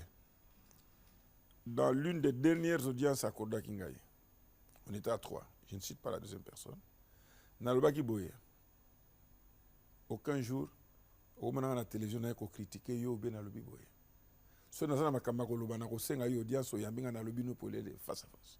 C'est ce que je lui ai dit. Et je garde cette ligne-là. Ce n'est pas la télévision. Nakosenga yambanga soka ndimi ko yambanga nakosolola ye na président voilà ça chose à bouiller ngana moni bouiller. C'est comme ça, c'est ça mon approche. Totiki Siko président ba congolais bazolanda lelo Congo bazolanda yo pour échanger pour tozwa direction ya bien. Il faut tout salani. Je suis président. Il y a constant.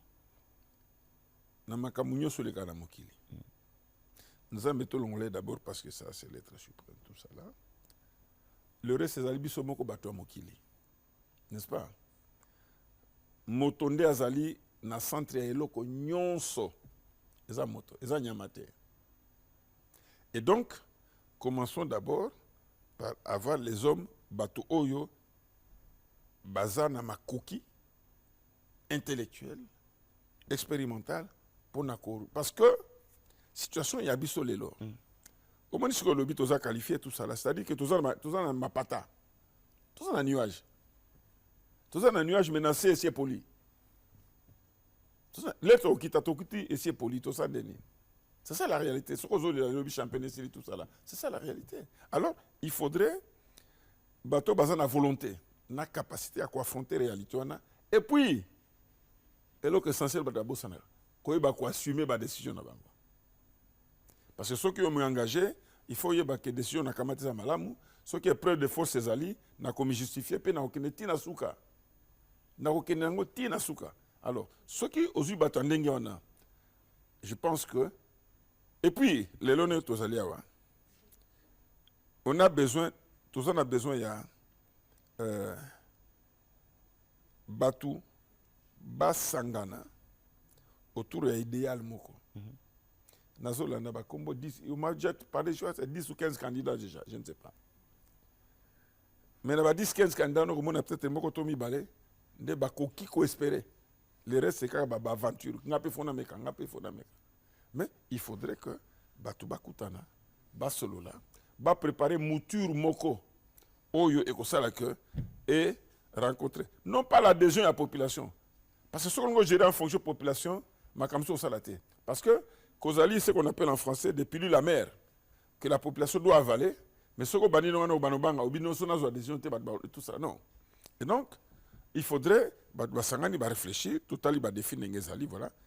Tala mouture parce qu'il paraît que ça sera des élections sur liste, n'est-ce pas? Pas mouture. Voilà mouture à malamu ko ça faire face. Secteur boye toujours à yibi coup secteur là. Secteur oyo kota la mouture là. Secteur oyo kota maintenant va préparer mouture moka malamu, c'est cette mouture qu'on présentait en ma membre assemblée. Pas l'État, pas tout. Parce qu'il y a d'autres qui comptent, non, ngana ozara, mouture moko et autres alcoolo, bah présenter tout ça. Non, ça serait une grosse erreur. Ça serait la plus grosse bêtise encore. Et donc, je pense que il faut dépassement. Pour que notre famille dépasse. Au milongolana du moko moi, pour au butalikolo. Bosangana baninga bo réfléchir. Ozo bana proverbe trop ozo bana ma cesse ndé balobaka. Mais non, mais je suis.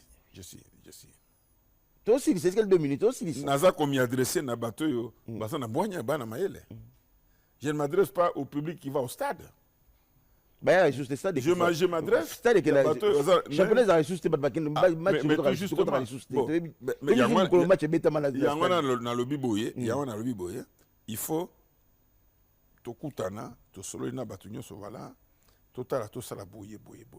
Na niveau bas les komia wa, eza boye. Au cause de l'initiative mais ceux qui batu baza ko vanda ngana za expert koto yo ngana za expert côté kuna ngana za mona nkazi awa ngabo na tout ça là eh ben nous allons continuer à patauger. Nous allons patauger. On n'a pas besoin d'état généraux, état généraux tout ça là encore. N'est-ce pas? C'est maintenant il faut avoir le courage de yo yaka. Bon, makamone ni bomoni, eza boye. To ça ndeni, to ça la boye.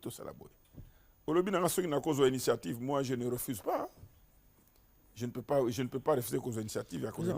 On va se lever, on a fini cette émission. Et là on a CP les lots aux anao au tikali na yo sage aux anao lingi sous Didier Boudimbo, ministre à sport, Azali Motoyo Yebi Malamu. Ça vous arrive d'approcher Connor, c'est bon que nous non, vérité. L'attitude que le président du Connor a adoptée à mon égard a fait que. Il a fait des déclarations à l'étranger qui m'ont tellement énervé que j'ai juré na je peux pas. Je peux pas. Je peux pas faire le petit malin Sogoyawa. Non, non, je n'ai pas de problème avec Omar. Mais quand tu vas à l'étranger, ah non, vous savez tout ça là. Bon, alors ça, en fait, le drame c'est que ma camounio ça le en extérieur. Ils ont gagné parce que Batunio sur 3 quarts bazaliona. Et ça Batonga a travaillé na Bangokion qui m'apprécie jusqu'à aujourd'hui. Alors quand tu fais ce genre de déclaration à l'extérieur et ici tu arrives en petit mois, non, moninga, non, non, ça. Chez moi l'hypocrisie ne passe pas. Voilà. Président, on va terminer. Je disais tout à l'heure, je parlais du ministre de sport, que c'est quelqu'un que vous connaissez très bien. Non, on me dit, on s'est déjà vu. Oui. Je t'ai dit tout à l'heure, c'est un jeune frère que j'aime beaucoup. Je lui avais même dit que s'il faut t'aider, je suis disposé pour t'aider. Alors, l'essentiel, c'est que Yazaleki, un ministre, c'est vrai. Mais moi, je ne peux pas les vendre mes services. Na commencé une audience là, na yeboto ça là, non, non, non, non, non. Yazaleki, foyer bakeno. Via le barak, je paie le consulat, via la station, qu'est-ce que tu penses? Ça se passe comme ça. Dans un village, il y a des sages, n'est-ce pas? Moi, je mais ça ne va pas. Mais moi, je refuse que, comme on dit, raser les murs à la ministère pour faire l'audience. Alors, président, on va terminer. Sportif, amoureux à football, ça fait 4 ans. Yo kioté na niveau ya télévision nationale Congo mobimba bazotala yo okoloba na bango nini message ni opesa message na ngezali message espoir il faut pas se décourager ba solution et utaka na likoloté c'est vrai ton ensemble l'ensemble tout ça là tout mutu na mutasa na maele na ce qui est une église mais solution et utaka na mabele il faut que luka il faut que bunda il y a pas de démoralisation que vous a découragé. Il y a la possibilité de relancer Baloyo. Nous en avons le potentiel. Bajur, Bazali, tout ça là. Il faudrait la volonté. Il faudrait Moutounamtaz en la volonté. Moutounamtou ayana parnaye. Et puis diriger un club. Bon di makoyo kapé batum susu. Bon di makoyo batum susu. Moi je reste convaincu que au moni le sport d'une manière générale est lié à la politique et à l'économie. Et je reste convaincu que sur l'indicateur économie et ça malamu na maye la batunyoso tokoki kotombo la balwana. Et donc base à la calme, venez au stade, on aura le temps de discuter. Initiative au Lobiana, on va développer ces initiatives. S'il faut rencontrer, on va rencontrer des gens. Pour tout année, mais moi je vous dis que confiance, espoir, les choses vont s'améliorer. Un jour, les Congolais pourront revoir Constant Omari à la fédération? Ah ben dis donc, cette question ne fait que revenir. Cette question ne fait que revenir. Je l'ai dit tout à l'heure. Si je me le répète encore un jour. Oui, je dis ceci. Oui. Si je dois me décider, je ne me suis pas encore décidé, si je dois me décider pour revenir à la FECOFA, je n'irai pas faire ma déclaration en cachette. Je la ferai devant le public. Mais qu'est-ce qui vous retient à ne pas vous décider? Oh, écoutez, tout à l'heure, je vais parler de la rationalité, oui. La réflexion. Oui. Voilà. Moi, réfléchir. Non, c'est-à-dire, moi, je ne suis pas de ceux-là qui se réveillent le matin. Moi, je suis de ceux qui pensent qu'ils doivent penser, mûrir une réflexion qui doit nous amener à une décision, qui doit être une décision rationnelle et justifiée. Je ne suis pas de ceux qui se réveillent le matin. Non. Soyez rassurés, ceux qui ont décidé, on en parlera. Mais pour le moment, défiez Ali Moussoussou. Observons d'abord ce qui est en train de se passer. Koédé, bateau, Togo, Koédé, tout ça là. Et après, les élections sont au mois de mai. Le 31 mai, d'après ce que j'ai appris. Mais prenons notre temps. Prenons notre temps. Mais en attendant, essayons d'aider ce qu'on peut aider. Si vous n'êtes pas là, vous aurez un candidat que vous allez soutenir? Bien sûr. Si je ne suis pas là, j'aurai un candidat, bien sûr. Je ne peux pas m'en cacher. Vous pensez déjà à quelqu'un? Je ne peux pas citer de noms aujourd'hui parce que tu cites les noms le matin, à midi, on les tue. Mais vous pensez quand même à quelqu'un? Je dis que... Il y a quand même quelqu'un, un bon profil selon votre réflexion. Voilà, il y a quand même un bon profil. Ma réflexion est assez large. Je suis en train de ratisser large. Et au moment opportun, je ferai ressortir ma pensée. 2 personnes qui pourront... Mais pourquoi tu tiens au nombre? Pourquoi tu te trompes? J'ai suivi là-bas, il y a comédien, il y a candidat, qui disent. Tes deux noms, Monique. Je ne peux pas. Je peux pas. Je m'interdis à couper sa combat moutoua, Naboyi. Je continue mes réflexions. Total, au moins porter total. Parce qu'au fond, très vite. La démarche, c'est laquelle? Il ne faut pas seulement qu'on avance combat moutou. Il faut d'abord qu'on y ait pourquoi il faut qu'on avance combat moutou. Pourquoi il faudrait tout ça là-bas. Quelle est la démarche? Quelles sont les attentes de la population? Sima, voilà l'attente yango. Voilà profil robot, profil robot to établir. Maintenant, en fonction, il y a défi, na profil robot, na entente tout. Qui peut faire l'affaire? Bobatu boya. Bomane ba défi yango. Omoni banan voilà. Maintenant, Nabino Bosaliaba, qui peut faire l'affaire? To poli tel. Bon, ok, tu préparer mouture que nous allons présenter à la population. C'est comme ça. Président, prochainement, je viendrai pour qu'on parle Metrokin parce qu'on a fini. On a une question, il a dit dessus. On a Metrokin, aujourd'hui, on parle du métrobus. On parle. Bon, non, finalement. Non, on a fini. Président, d'abord. Une seconde. Oui. Le problème est tellement important. Il est tellement important qu'il faut qu'on en parle. Ben, si vous voulez, je vous reçois pour une autre émission. On va parler. Vous avez géré les chemins de fer. Vous connaissez très bien, vous êtes un expert en chemin de fer. Je suis disposé parce que le spectacle auquel nous assistons aujourd'hui doit trouver des solutions, mais pas des palliatifs. Si vous voulez, jeudi matin, je peux vous recevoir. On parle métro. Si vous êtes d'accord à Kinshasa. Jeudi, oui, je serai à Kinshasa, il n'y a pas de souci. Oui, jeudi matin, on parle Metrokin. C'est tellement important, c'est tellement important cette affaire. Tout le monde attendait voir Metrokin, mais aujourd'hui, on nous parle des métrobus. Et puis, on ne sait plus. Bon. On en parlera calmement, il ne faut pas être pressé. Merci, Président. Allez, mesdames, messieurs, on a fini. Bon week-end et au revoir.